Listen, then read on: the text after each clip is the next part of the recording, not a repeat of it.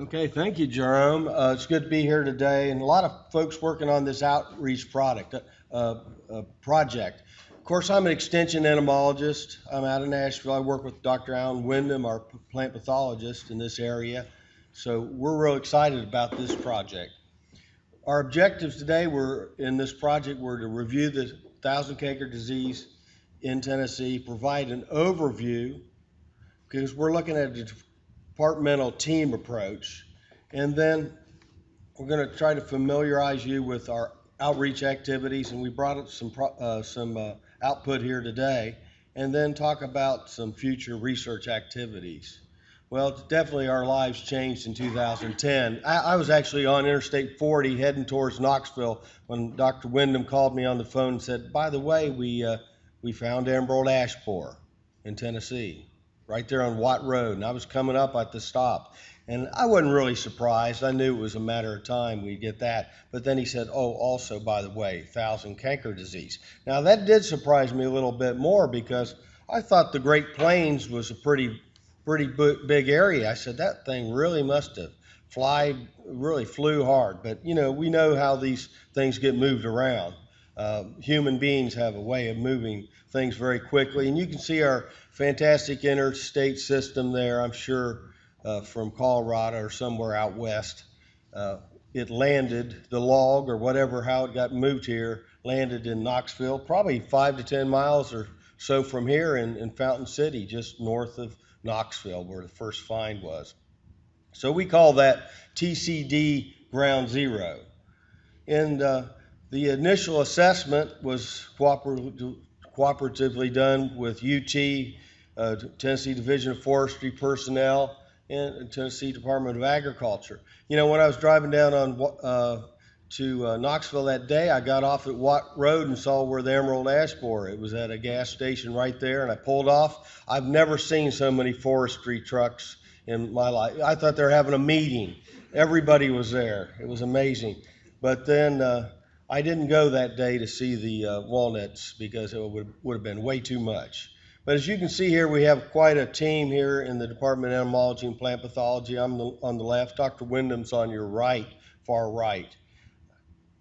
A great team there. And this is also not just our department, but it's interdisciplinary because we have pathology and entomology plus interagency. And you can see all the different combinations of groups. And one thing we pride ourselves in Tennessee, we do work well together. We like each other. We work with each other all the time. It always helps. If you're going to work with somebody, it's nice to like them too.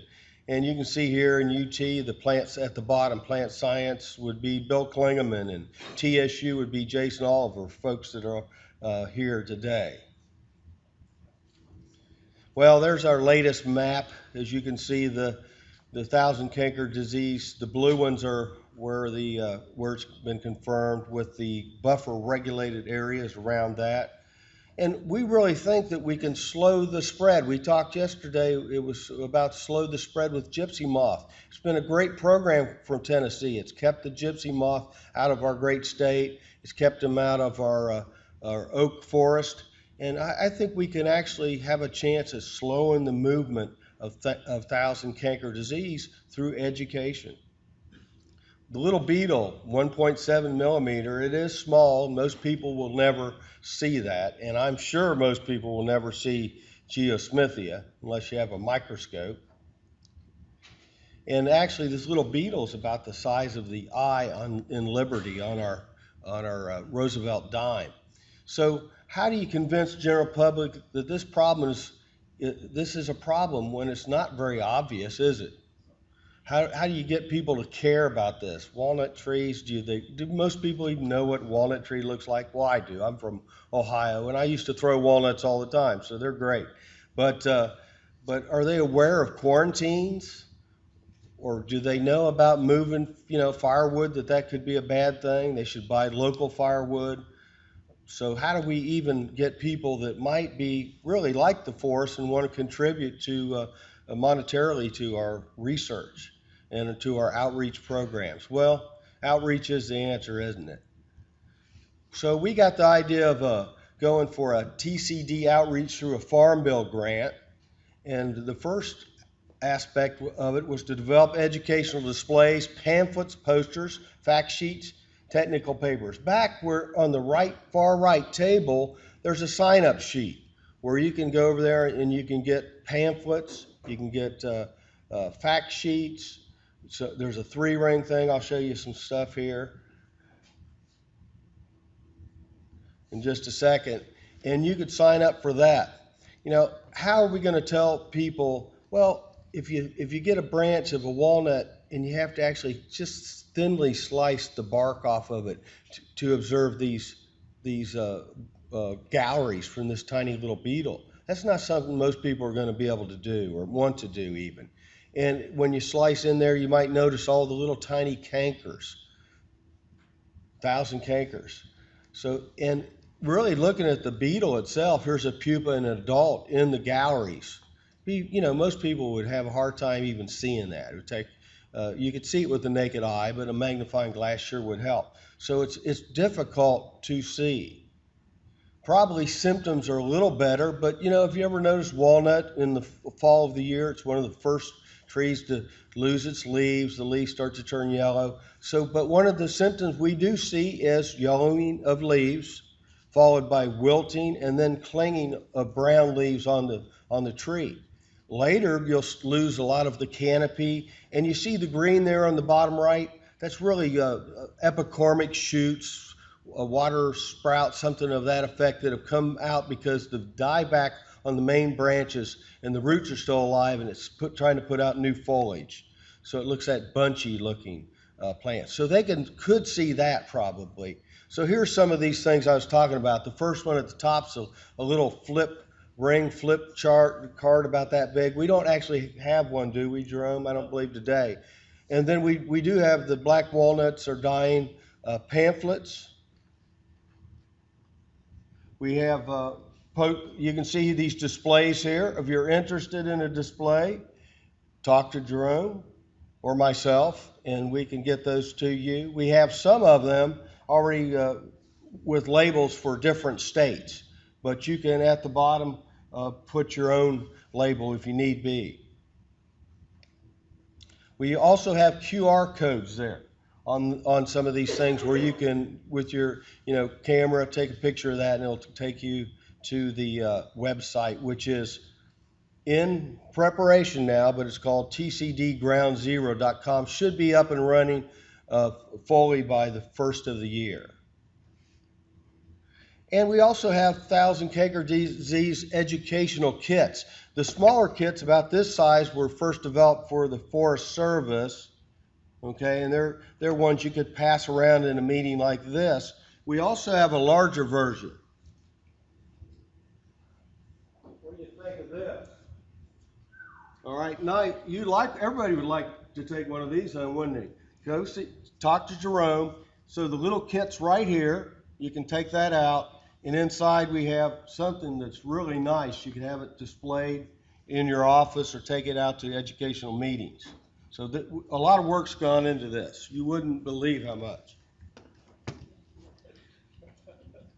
Okay, and there's a little display there. So we've been distributing these materials, starting to distribute these to some of these states that we think are high-risk states. But we have folks here today, not on this list, that you're welcome to receive some of these materials. Just let us know.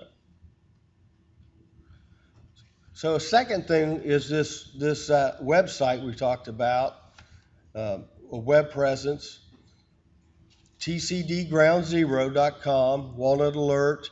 And on this, you can also, there's the QR code. You can also go and download posters that we put together. All the different fact sheets and all these things, you can actually download that also. So that's a great source that's going to be available very soon. So just remember, TCD Ground Zero. And what I do a lot of course, is outreach as an extension entomologist. So when I speak to growers and folks across the state, we talk about 1,000 canker disease. We try to get the word out to the general public, to landscape professionals, which I work with a lot. Of course, we're teaching our students here at UT, and we speak at other universities across Tennessee. So this is the third workshop, and we're planning a fourth workshop also for next year. And I think this has been a great workshop. I hope you've all enjoyed it. Yesterday was fantastic on emerald ash borer.